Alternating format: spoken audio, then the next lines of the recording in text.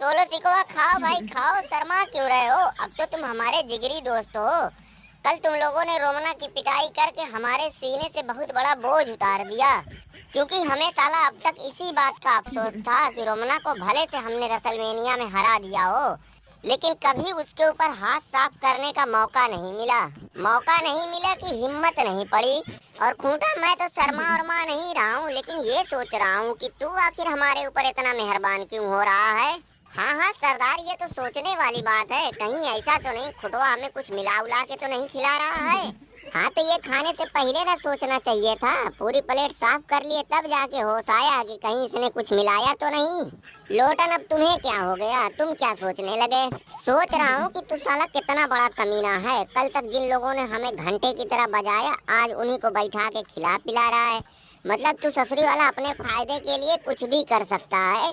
लोटन, इतना नाराज क्यों हो रहे हो भाई? मौके की नजाकत समझो। सब लोग हमारे साथ मिल के बोलो कि हगनुआ सरदार जिंदाबाद, जग्गू दादा जिंदाबाद। खूंटा, खैर ये सब छोड़ो, हंसी मजाक तो अपनी जगह है, लेकिन मैंने एक चीज नोटिस की है कि पूरे स्मैकडाउन से अगर ब्लड लाइन का सेगमेंट निकाल दिया जाए तो पूरे स्मैकडाउन का शो फटी हुई मच्छरदानी जैसा दिखेगा। भाई लोटन, तुम कब से ब्लड लाइन के चमचे हो गए? क्या तुमने महान केविन ओवन और छपरी ग्रेसन वालर का मैच नहीं देखा था? हाँ हाँ देखा था भाई, देखा था कि कैसे ग्रेसन वालर और आस्टन थ्योरी जब केविन ओवन के ऊपर टूट पड़े तो तुम वहाँ मसीहा बनकर केविन ओवन को बचाने आए थे। मतलब अब तुम्हारी यही औकात रह गई है कि बिन मांगे तुमने केविन ओवन को जबरदस्ती अनडिस्प्यूटेड चैंपियनशिप के लिए मौका दे दिया, और आस्टन थ्योरी और ग्रेसन वालर जैसों से तुम उलझ रहे हो।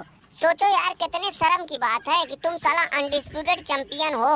अबे अपनी नहीं तो कम से कम चैंपियनशिप की तो थोड़ी बहुत इज्जत रखो। लोटन, तुम्हारी बात अपनी जगह बिल्कुल सही है, मैं उससे पूरी तरीके से इत्तेफाक रखता हूँ, लेकिन इसका जिम्मेदार कौन है जरा ये भी तो सोचो। कौन है? कौन? रोमना। और कौन? जब से उसका रिटर्न हुआ है तब से देखो ना हमें कैसे साइड में कर दिया गया है। रोमना के आगे हमें कोई पूछ रहा है, जिसके मुंह से सुनो रोवन रोवन। ओह, अब समझ में आया कि हमारे ऊपर इतनी मेहरबानी क्यों हो रही है। लेकिन खूंटा, याद रखो तुम्हारी चैंपियनशिप पर हमारी भी नजर गड़ी हुई है। हगनुआ सरदार, ये चैंपियनशिप तुम अपनी ही समझो। बस तुम लोग किसी तरीके से रोमना को ऐसे ठिकाने लगाओ कि वो दोबारा WWE में नजर ना आने पाए।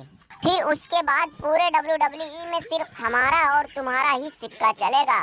सरदार, सुनने में आ रहा है कि रोमना अपना बोरिया बिस्तरा बांध कर यहाँ से निकलने की तैयारी में है। हगनुआ सरदार, रोमना को जितना जल्दी रोक सकते हो रोको, और उसे यहाँ से ऐसे जाने मत दो, क्योंकि वो अगर निकल गया तो अगली बार पूरी तैयारी के साथ आएगा। फिर तुम लोग सोचो कि जब भी रोमना आएगा तो तुम्हें भागने का रास्ता नहीं मिलेगा। सुना तो यार मैं भी हूँ कि रोमना अब रात के अंधेरे में यहाँ से खिसकने वाला है, लेकिन जा रहा है, जाने दो। आएगा तो अगली बार इससे भी बुरी तरीके से बजाएंगे। और खूंटा, हमसे ज्यादा तुम क्यों इतना घबरा रहे हो? केविन ओवन, तुम अब तक कुछ नहीं बोले यार। खूंटा, कब से मैं ये सोच रहा हूँ कि अगर अनडिस्प्यूटेड चैंपियनशिप हमारे कंधे पे आ गई तो उस चैंपियनशिप की कितनी रौनक बढ़ेगी। नहीं नहीं केविन ओवन, अभी तो तुम्हें बहुत कुछ सीखना है। तुम इस चैंपियनशिप का बोझा उठाने लायक अभी नहीं हुए हो।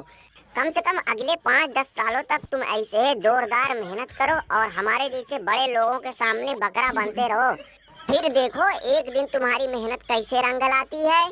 बड़े सरदार को बोलना पड़ेगा कि जग्गू दादा और हगनुआ सरदार दोनों बिना बताए खूंटा की दावत में पहुंच गए।